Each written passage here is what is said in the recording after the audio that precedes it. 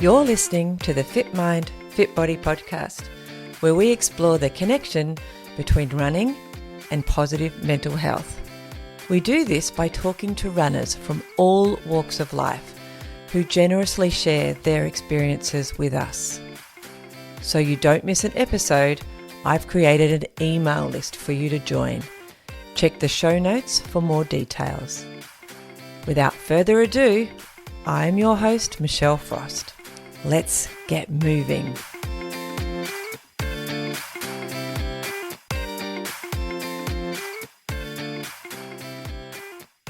Today on FitMIND FitBODY, I'm excited to introduce you all to a young man that I met recently out on a marathon course, Will Hughes. Hello, how are you?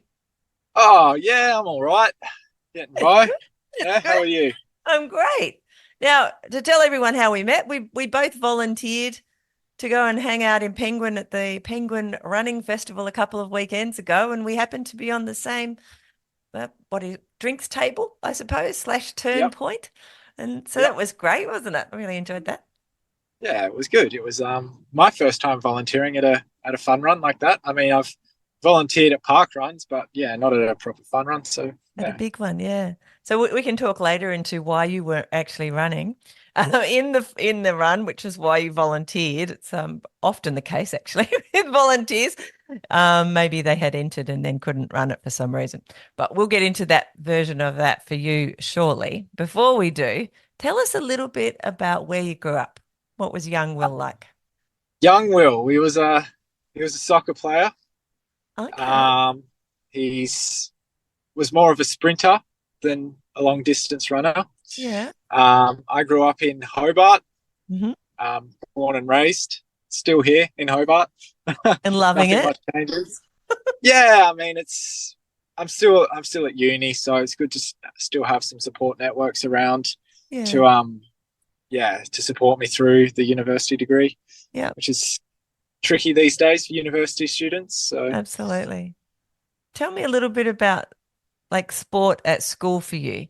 Like I know you said you did soccer. How did you find running when you're at school? Do you remember thinking, "Oh, this is great, I love it," or "I love the sprints but don't like the long stuff"? Can you remember what running felt like for you as a kid?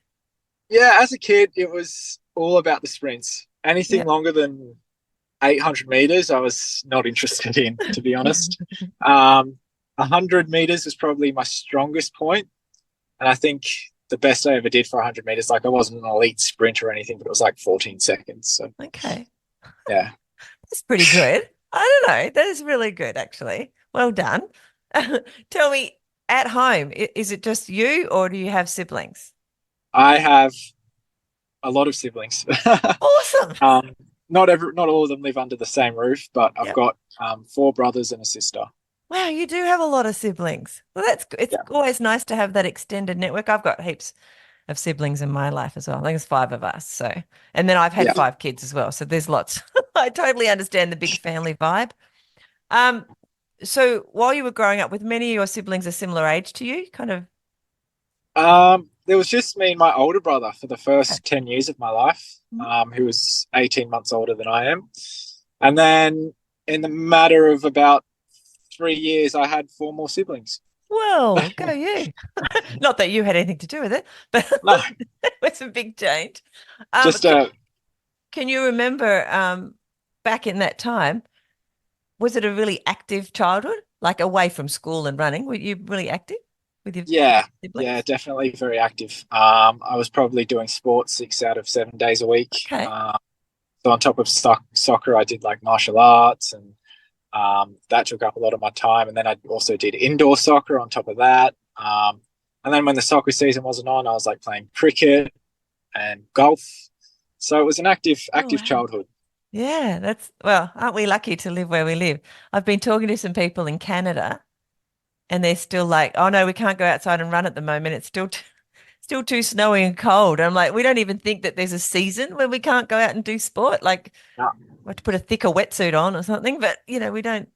It's kind of we're lucky, aren't yeah, we? Like that. yeah, we are lucky. Yeah, we Yeah. can just go out whenever. Like, yeah, it gets cold in Hobart. Like in winter, it might be running on 2 degrees Celsius mornings, but at least like it's still bearable almost, especially once you start moving. Exactly. Yeah, the moving bit's important.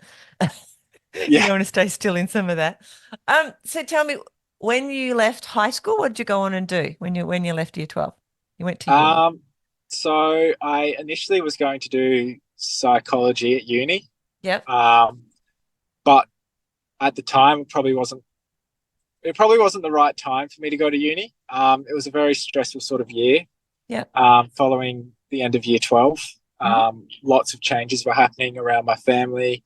Mum was moving house and like didn't have room for me, so I had to move out and Mm. find full time work so I could pay the rent and then try and do uni on top of that. And it just didn't work. And then by the end of that year, I was like, no, I'm going to go up and live with my dad for a year in Queensland, just as a gap year, just as a bit of a break, work Mm. out work out what I really want to do with my life. And then it was only supposed to be 12 months, and then Yeah. COVID happened. COVID. Yay. There's always that before and after thing for a lot of us, isn't there now in the world, Yeah, really? Before COVID and after COVID. And so how did that yeah, affect you? You ended up staying up there longer than you had expected? yeah, longer than I expected. And then I was going to once I decided what I wanted to do, Mum had moved into another house, and was happy to like support me Mm-hmm. at uni because she had the space for me now. Yeah.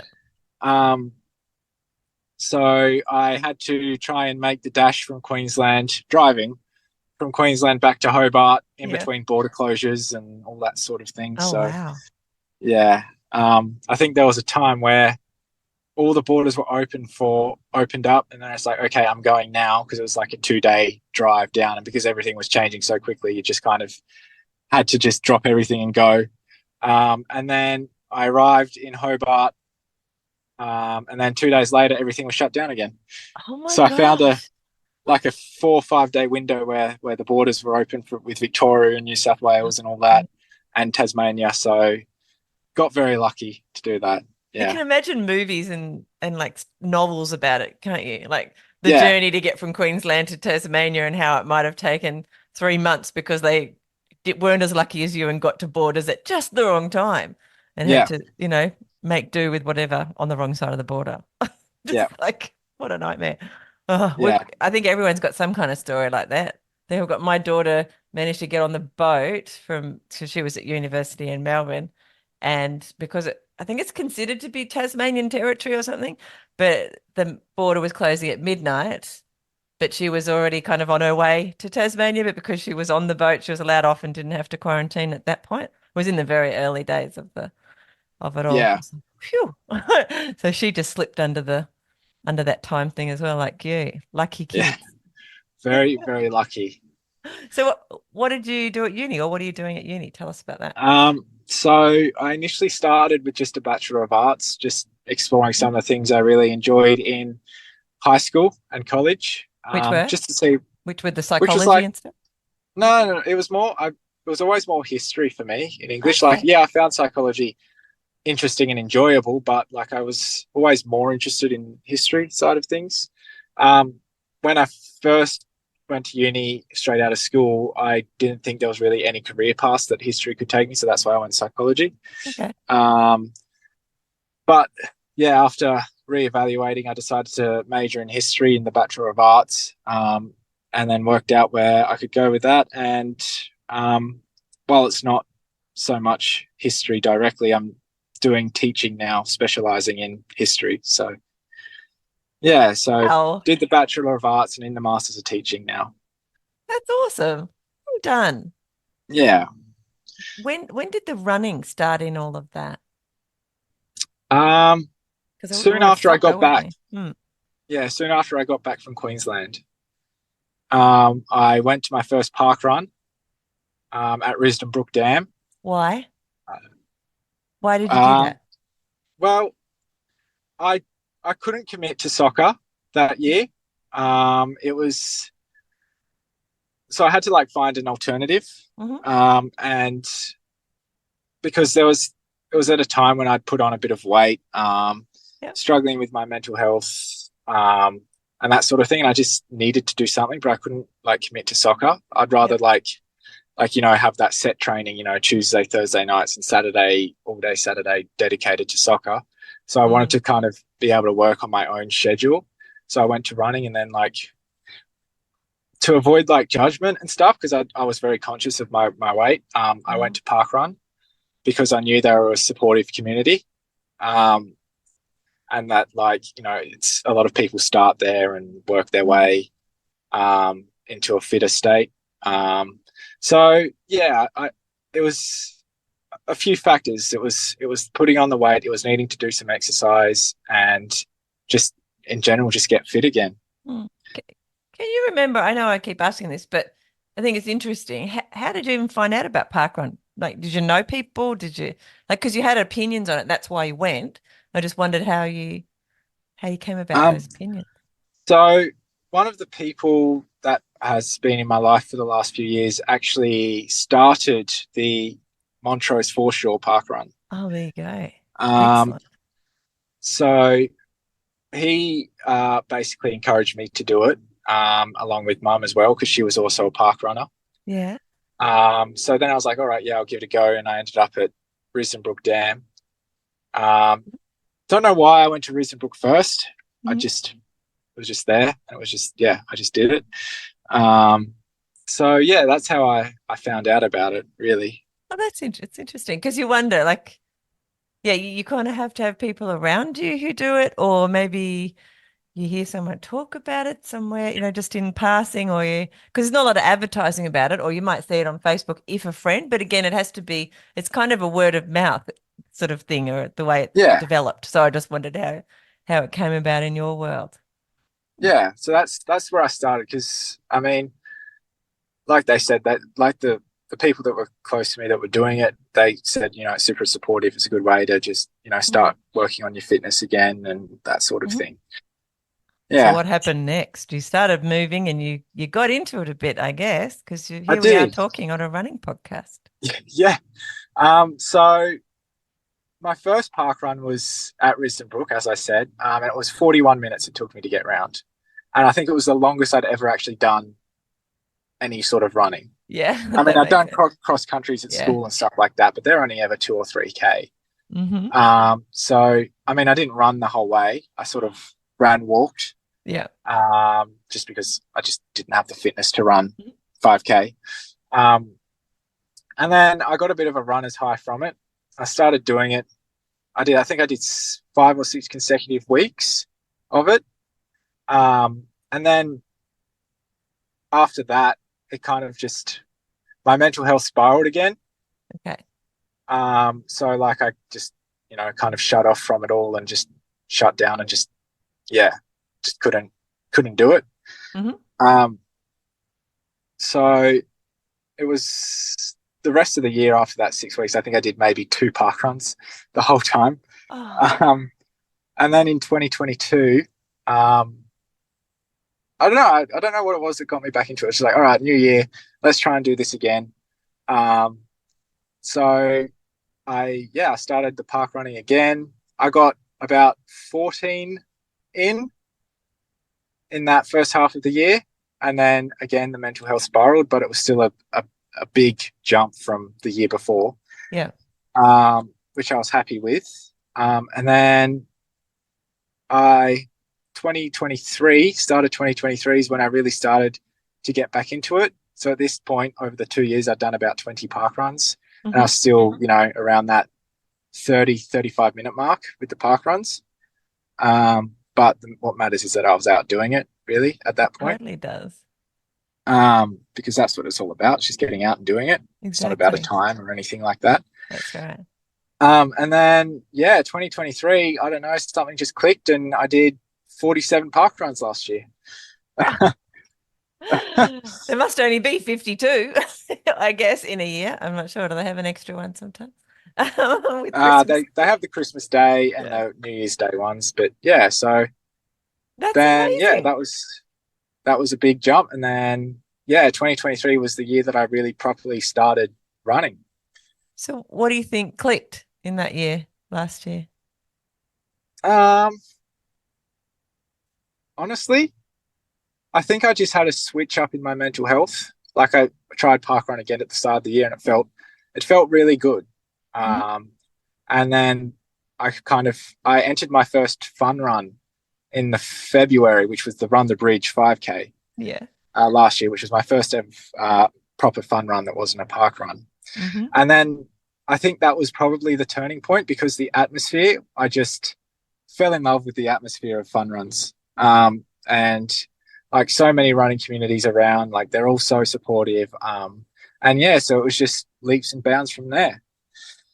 To me, it says a lot about your character that that it wasn't like I got into parkrun and everything was wonderful, like you popped in and out initially, and that's like most people's lives. Like a lot of people though will give up. They won't take that next step and go in again. Like they won't go, oh no, Yeah, I tried parkrun and it didn't work, or it worked for 5 minutes and then it stopped working or whatever. Yeah, we all tell ourselves stories all the time.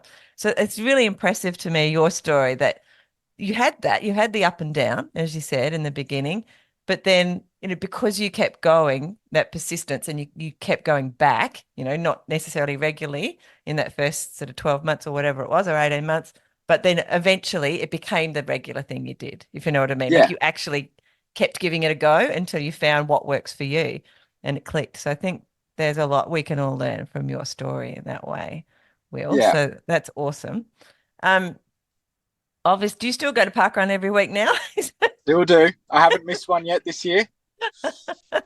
So do you play those games that I know some of my friends have on their phone, with the parkrun app? They want to Oh, collect parkruns or do certain, I don't know, things with the I'm parkrun. I'm not an avid parkrun achievement setter, like those alphabetier Mm-hmm. things. I'm sort of like, oh, I'll do them eventually. Like I'm not going to go out of Yeah. my way to complete like the alphabetier Uh-huh. challenge or any of that. It's like, oh, if I'm in an area that has a park run that has a different, say as I don't know, an M or something that I don't have in my alphabetier, I'll just go and do it because I'm just nearby it anyway. Yeah. But yeah, I'm not actively going out and seeking like those to knock down those Yeah. To knock challenges. them out.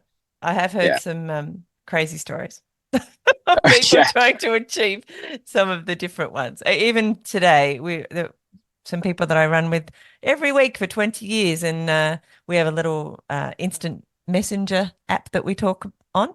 And I'm like, Yeah. where is everyone today? Because there wasn't as many people there. And one of them said, oh, I'm in Victoria. And someone else said, oh, you on holiday? Oh, yes. And to collect an A park run. Yeah, no, like I fully support and commend people that do that. Like I think it's fantastic that people do that. But yeah, it's just not something that's within my uh available capacity to do At this moment. um at this point, Mm. with so many commitments going on. So, Um what does your running look like now? So, you're a committed park runner, we've established, and volunteer at Park Run too. yep. What does Um your running look like now? So, you've gone from 5K, obviously. yeah, so last year once I did that Run the Bridge 5K, I was just like, Mhm. oh, this is great. I'm going to enter like lots of fun runs. And I think that night I entered like 4 other fun runs throughout the year, um, including like 10Ks and stuff like that. It's just like, oh, I'll get myself there. Um, and then probably the first big fun run I did was the 12-kilometer city to casino, which is quite Yeah. a popular one here in Mhm. Hobart. And that was, yeah, that was a big one. And my goal for that was to do it under 60 minutes. And for someone that had just started running, properly 4 or 5 months before, it was a big Mm. target Big goal. um, to do 12 Ks in under 60 minutes. I mean, that's less than 5 minute Ks. Hmm. Um, but I managed to do it.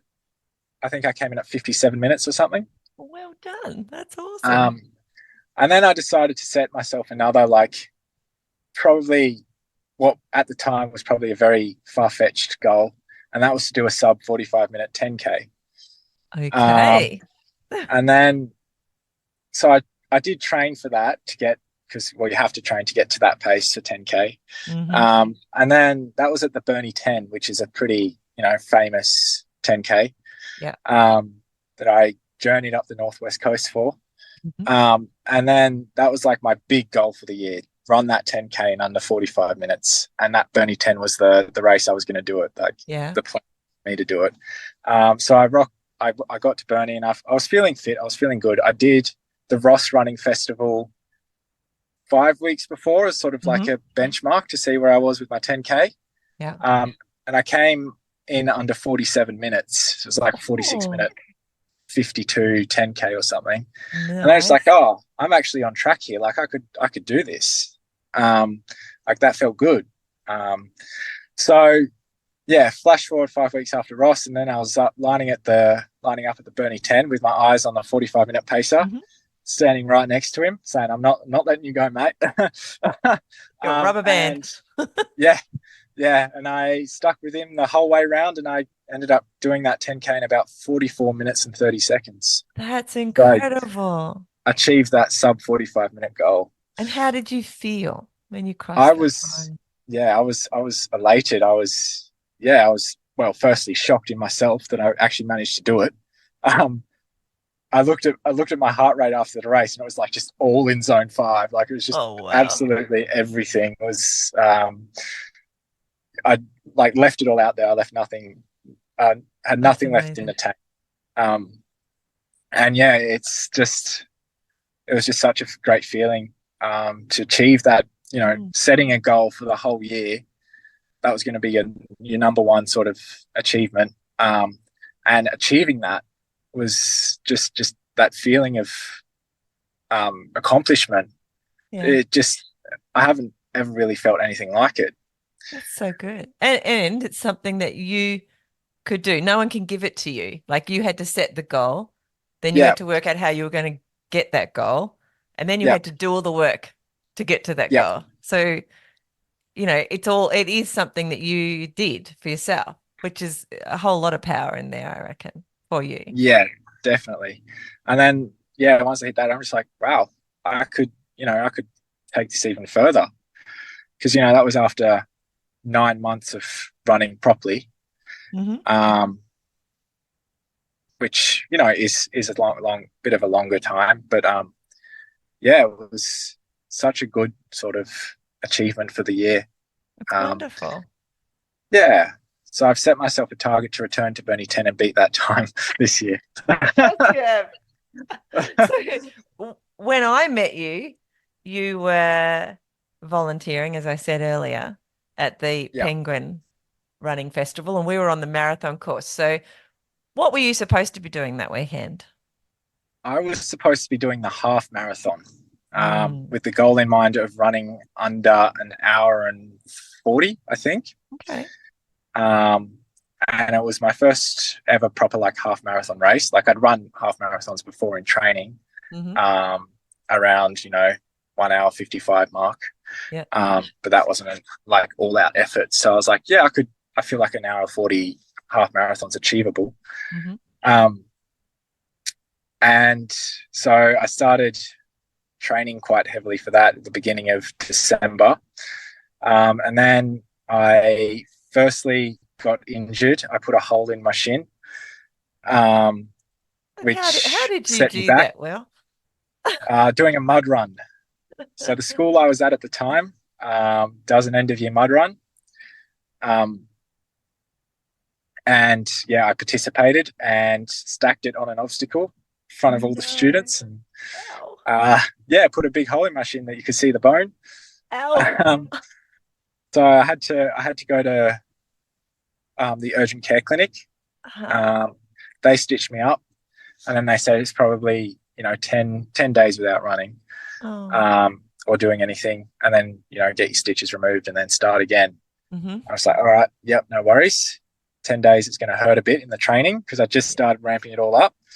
And then, after that was done, as soon as I was right to start exercising again, I came down with influenza. So I didn't get a single run in after that 10 days before coming down with influenza for a week. And that really sort of, I found like I got hit really hard with that influenza. It really affected my, cardio systems and stuff. So then at that point that was nearly 3 weeks of my training plan gone for the half marathon. And I'm just like, I don't know if I'm going to be able to do the half. So then I emailed the Penguin Running Festival, was like, oh, can I just drop back to the 10 and, just see if I can get it back around that 45-minute mark. And then they're like, yep, no worries. And then 2.5 weeks later, I injured my knee. It all happens at once. It does. It does. So I'm still injured at the moment with the knee. Yep. It's been injured for about 6 weeks. I've been seeing a physio. But what we think has happened is that I have done something to the joint on the inside of my knee. Okay. I haven't had an MRI, so we can't give any final answers on what the problem is, but the physio reckons it's like cartilage damage or something like that. So yeah, when that was done, I was just like, oh, I think I'm going to have to pull out of this 10K now.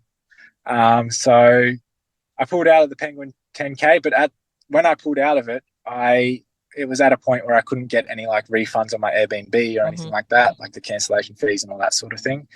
So I was like, well, instead of wasting this trip up the northwest coast, which is, if the listeners don't know, is about a 4-hour drive from Hobart. Yeah. I was like, oh, is there any volunteer opportunities instead? And they said, yep, we'll put you on a drink station, and then the rest is history. And now you're here. Now I'm here. Now you're on a podcast. How crazy is that? It's funny how the world works. Yeah. So what are you hoping? I know you sort of talked a little bit about it, but with your knee and stuff, what has the physio said with recovery for that? It was initially only going to be meant to be like a 2-week recovery. But I was still having some issues with it after those 2 weeks. Yeah. And then I was just like, all right, you still need to do exercise, obviously, but we can't have you running. So you're going to be on the cross trainer for the next however long. So I did cross trainer stuff for 2 weeks. Then I went back to the physio. This was about 4 weeks in. It's like, oh yeah, you can start, increasing your mileage again, start doing some running. And I'm just like, great. So I've been out a bit running last week and this week. And yeah, so just steadily increasing that mileage back up. And it feels okay? Well, it's not, it's definitely not 100%. You're hesitant there, Will. I'm watching your face. I had a bit of a setback just on Wednesday, actually. I just did an easy 5K on the treadmill. And after that it started to ache a bit. So, and then it ached the rest of the day, which is probably the worst it had been for the last 2.5 weeks or so. Yeah. And I was a bit surprised that I had that setback on an easy 5K on the treadmill on Wednesday, because I'd done a bit more intense 8K on Monday, where I got my 8K back under 40 minutes. And it felt fine after that. And then at Parkrun on Saturday, I finished under 25 minutes. I got my 5K back under 25, and it was fine after that as well. And then there's just this easy 5K on the treadmill, and it's just started aching. So our bodies are so annoying and so complex. Yeah, Don't they worry. are. You will get back to it'll just be frustrating for a while, but just know that it will most likely come right. Like it's just one of those things. As long as you do listen to your body, as you said. Yep. I'm no physio or anything, but whether they often talk about the 2-day thing, so the hard effort on the weekend and then on the treadmill was just sort of like the straw that broke the camel's back. If that makes sense. So it wasn't that itself that caused maybe it to flare up a bit, but could have been that. I mean, we don't realize our bodies are a whole system, like what we eat, how much we sleep, what we drink. It's all the things that make it up. It's not just what you're doing with your physical exercise that can cause inflammation even, so especially if it's inflammation that's causing some of the pain. Yeah. So anyway, don't give up, of course, not that you're going to, running's now part of what you do. Exactly. Yeah. So I'm hoping to get it. I'm hoping to start marathon training in the next couple of weeks. What marathon are you planning? The Gold Coast Marathon, which is in 20 July. weeks. I think it's about 18 weeks now. Mm. So hopefully at the 16-week mark, my knee's okay and I can start training for it. Yeah. I think 16 weeks will be enough for my first ever marathon, hopefully. Exciting. Now, one of the questions I ask people when they come on the podcast is, when did you first call yourself a runner? Oh, um, when I first got my 5K under 25 minutes. Okay. So for you, it was kind of attached to a performance type of metric. Yeah, yeah. I didn't feel like a runner until I felt what was a good time Yeah. in a 5K. I mean, everyone's different. And for me, it was just, it was that point. And then I was like, oh, I could actually, do some long distance running. Coming from a sprinting background, it was, So that being the case, now that you're, dicing with a bit of injury at the moment, how does it make you feel? Like knowing part of your identity at the moment is as a runner, like you're a runner. When you can't run, how do you deal with that frustration? What do you do? What do you tell yourself? I just have to tell myself to just rest and get myself back on track so I can, go back to doing what I love. Yeah. Like it's a very forceful stop because I'm trying to, get out and run as much as I can. But like when you're injured, you've got to be careful not to make sure you have any setbacks that, could, damage things for a longer term. Yeah. So it's a lot of discipline for me at the moment, to take it easy, to, just monitor the knee. Yeah. Yeah. Because hard, isn't it? Like everybody's running when you can't run. Like, yeah. Just scrolling through Strava of an afternoon and everyone's done a run that day and you're just like, oh, Stop it. I wish I could get out and do it. But then I think, well, I think when I see those runs, it's just like, good on them for getting out and doing it. I mean, then I tell myself I'm just not in a position to do that right now. But yeah, good on them for getting out there. Exactly. How long do you think you'll run for in your life? I have long-term goals in mind. Yeah. So obviously I'd love to get a bit faster. Try some different, fun runs, maybe around Australia a bit. Gold Coast Marathon being a good place to start. Yeah. Try just, I can't put a time on how long I'd be a runner for. It's just when I feel like I've achieved everything I want to achieve as a runner. So for you with running, do you find your motivation is going after those goals, or do you have other motivations to run as well? Mainly the goals for me. I mean, there's other motivations like, staying fit, exercising, get the endorphins flowing, keep, the demons away, so to speak, in the head. Also like going for a run after work, just to clear your head after what might have been a tough day, just that sort of thing. There's plenty of those motivations, but the big one is probably the goals. Yeah. Do you envisage that there might be a time where there might be more, the motivation for you to run may not be to achieve a goal, but just for running's sake, for example? I don't know. Definitely. When you're old like me. When the goals can't go any faster anyway. Well, your goals change. Even now, like, I mean, I guess it was back in November, like after that 10K in Burnie, I didn't have anything to go for in like the month of November. So I was just going out and running for the sake of running.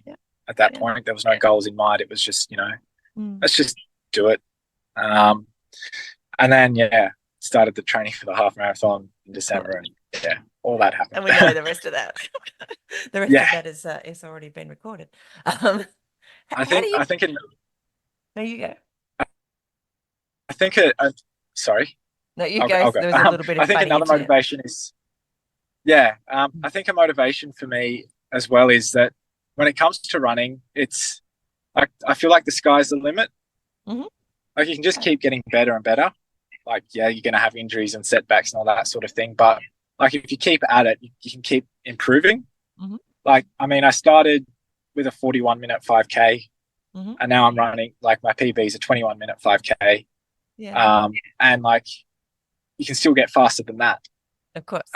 It's all there's all the possibilities, and there's so much to achieve, and you can always keep getting better. And like I find running, like age is not like a factor. Like you have 60, 70-year-olds at parkrun busting out sub 20-minute 5Ks. Yeah, they're crazy. I mean, they're age great. is, They're at parkrun, but that when they're super fast like that, it's amazing. Like, yeah, what are yeah. you Like doing?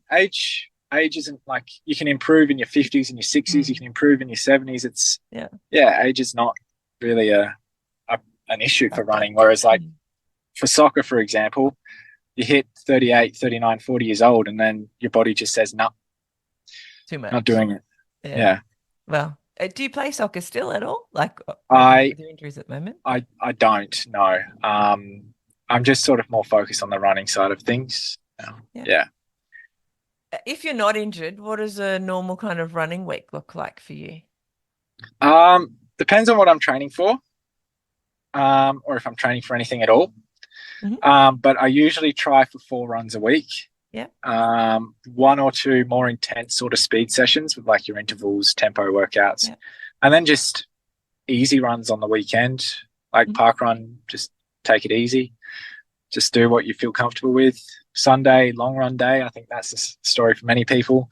Where you do, I do up to 12, 15, 16 kilometers, if not more. Yeah. And it will be more as my marathon training starts. Absolutely. But yeah. And then for maybe if I'm training for like the half marathon that I was planning on doing, it was going to be five days a week of running. And then like a strength session in the gym on another day and a rest day. So 6 days a week of exercise. But yeah, otherwise I aim for 4 days a week. Yeah. Do you ever run with anyone apart from at parkrun? Yes. Yeah. I think running, well, it depends on the person, but I think running with a group is really helpful because it's usually such a solo sport. I think running with a group of like-minded people is a great way to like make friends, get to know people, support people, to meet their goals.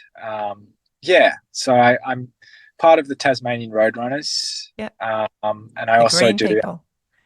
The green people. The green people. Yeah.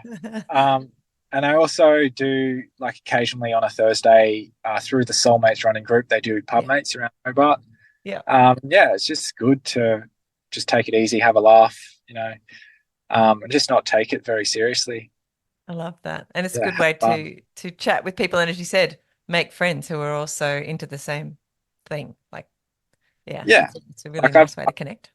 I've met so many people through running, and I think probably one of the better stories for me is that one of my friends from high school was quite a good cross-country runner back in the day. Back in the day, I'll say. 3 or 4 years ago. And like we kind of sort of disconnected after school finished. But then like we both started running, and like then we started running together. It was a great way for us to reconnect. Probably one of my closer friends now. And then the other one was another friend that I run with I had a college class with her in grade 11. And like we didn't even talk very much back then. And then we saw each other at a park run, and we're just like, hey, I know you. And then from there, our friendships really developed. And so I think that's probably the best stories for me to come out of running in terms of finding friends and things like that. When we first started the podcast, one of the things we used to talk about is how running with people can help us open up a bit, because we're not sitting eye to eye like we are now. Because you're kind of running and your eyes tend to be straight ahead, looking where you're going, or on the ground, making sure you don't trip up when you're doing trail running. You tend to be less inhibited to talk about things. So even though it's often when you go out with your running buddies, it's just the minutiae of life. It's not always the big grand things, but it's, my toilet was blocked or whatever. I don't know. It's just silly things sometimes, but being able to have those conversations, even some of the awkward ones, Yeah, without that, that looking people straight in the eye. It's a little, especially for blokes, they say there's a lot of studies around that, which I found quite fascinating to understand yeah, that. Mm. yeah. Well, just on that, like it's like running has done like wonders for like my social anxiety. Like Hmm. I, as a teenager, I had pretty bad, and a young adult, pretty bad social anxiety. I still have some issues with it, but yeah, like running with people, like my focus is on running and not the anxiety side of things, and like you can chat. Yeah, I find that really good for that as well. I love that. Do you do any trail running? I wanted to ask you that. Um, I have bought myself a pair of trail running shoes. Well, that's a I, start, although you don't always need them. You can just no, go. but I would like to do more. I have semi-started when I got Yeah. my trail running shoes. I was pretty good, and then I got injured, so I haven't been able to Oh, really try them out properly. I have done some runs up on the pipeline track, which you probably don't need trail that's what, shoes for, yeah. There's heaps which of is not, just trails where you don't trail running shoes aren't always, necessary. Mm. yeah. But it's good to have that option there. Like if I feel like doing a more intense trail run, like Mm. if I want to do like a bushwalk circuit, that's I can change into a run or Yeah. something with the Yeah. trail running shoes. I love that. Yeah. So I will be doing a lot more trail running this year. But as in my running journey so far, I haven't done a lot, if any at all. And in Hobart, I mean, it's at your doorstep. I mean, most places in Tassie, but in Hobart in particular, with all the trails that are on Mount Wellington, it's Yeah. just not to mention further afield there. But yeah, you have an opportunity there to test it out and have a go. Like you said, in the pipelines track and all that. Yeah, Yeah. you should get out there and enjoy it. Yeah. Yeah. So I'm looking forward to getting into that a bit more. Um, yeah. Do you do you listen to anything when you're running? Like, do you have headphones in? Personally, no. I know that might be a shock to some people, but I just find it Not everyone. easier to not run with music or anything like that in. I prefer the sound of my feet hitting the pavement, Yeah. just being able to focus and or even just you know just a way to relax doing the running. My Yeah. mind can just go clear. Don't have to Yeah. think about anything. Whereas some music, like if sometimes I have listened to music and it's just made me want to go faster, which is not always a good thing when you're doing like you're supposed to be going slow Yeah. and steady, Yeah. like recovering from injury, for example. Yeah. So yeah, I no, I don't use music. Okay. I just go without. Go wherever. Do Yeah. you, how do you motivate yourself on the days when the weather is crappy and you just don't feel like going out or whatever other reason you don't feel like going? The for me, the disappointment I have in myself for not going out and doing exercise far outweighs any of um just trying to The say that right. uncomfortable, Yeah. the Yeah. uncomfortable nature Any of, any any uncomfortable nature of running. So I would rather go out and do an uncomfortable run than face the disappointment I have in myself for not going out and doing one. wow, I love that. That's really cool. So you don't have to do things like I've had people on the podcast say there has been the occasion where they had to do an early Sunday run and they went to sleep in their running clothes because they knew that they were already on and they could just get out of bed and off they went. Um, yeah, no, I don't sleep in my running clothes. Me either, um, but I do find, like, particularly for those early morning winter runs, I find setting out my running gear the night before, yeah. waking up to the alarm and seeing it there, like, first thing I see is my running gear out. It's like, okay, that's the sign for me to just go out and do it, just get Mm. it done. Um, yeah. What do you think running has given your life? So just imagine that you hadn't chosen to stick to park run. What do you think you'd be missing now that running's giving you? Um,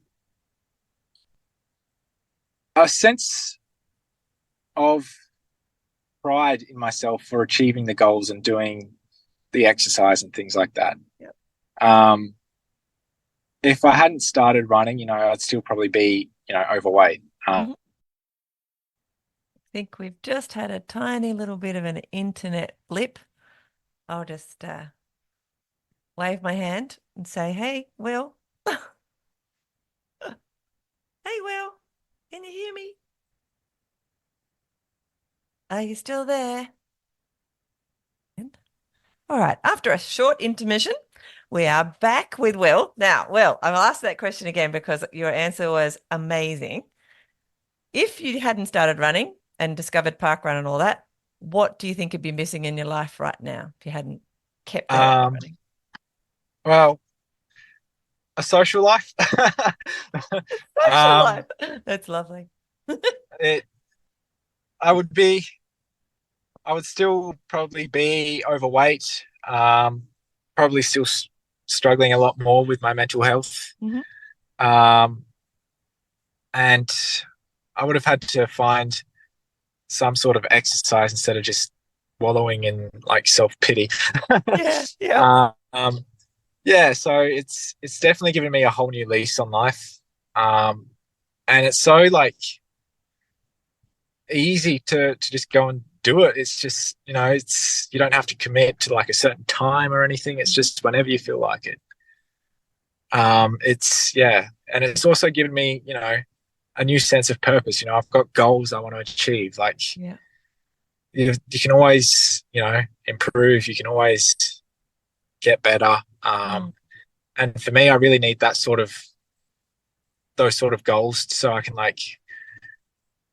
so that my determination can really pull Mhm. through and drive me forward to Mm. keep achieving those Gives you that those things. motivation. Mm. Yeah. Yeah, I love that.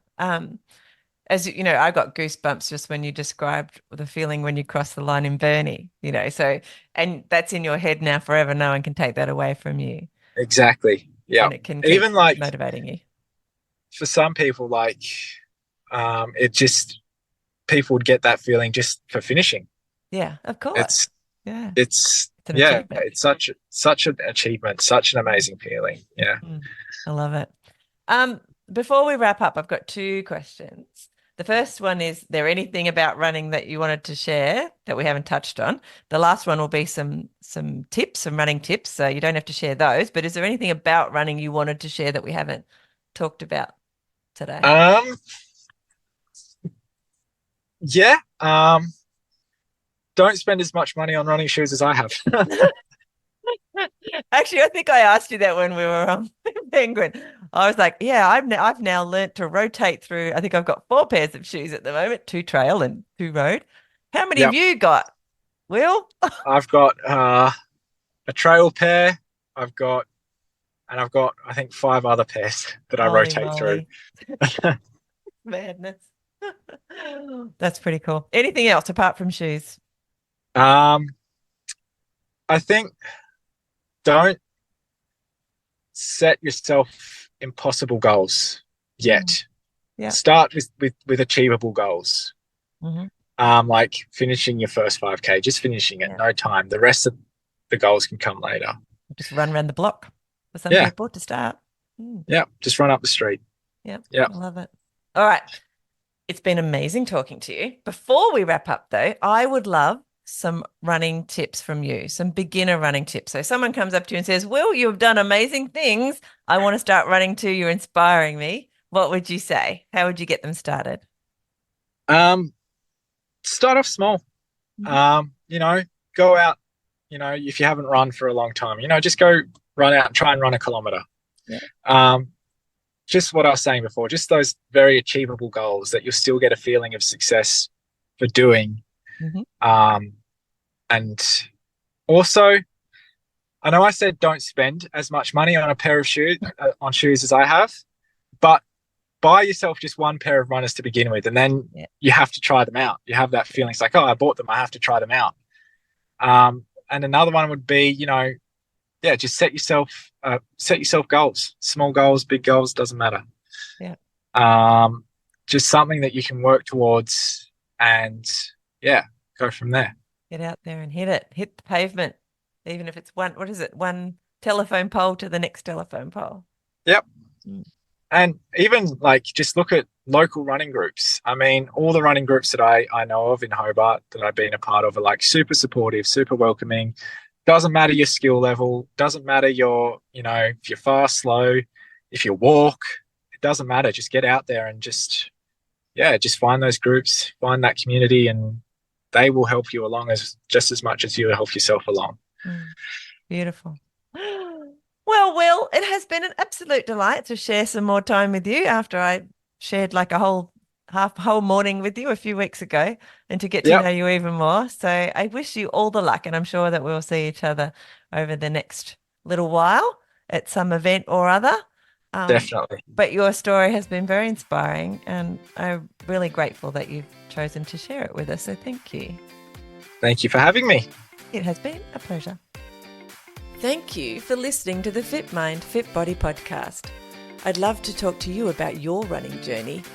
Send me a message on Facebook or on the website and let's do it. I also wanted to let you know that I've created an email list so you won't miss any podcast episodes. You'll find details in the show notes and on the FitMIND FitBODY website, along with a bunch of resources on mindful running. They'll help you to get and stay mentally and physically fit. And I'll see you there. Plus, I'll be back here in your podcast player a few times a week. Hit subscribe so you don't miss an episode. And before you go, I'd really appreciate it if you would leave a review. It'll help more people to find the podcast and get inspired to start running and ultimately to improve their life. See you soon.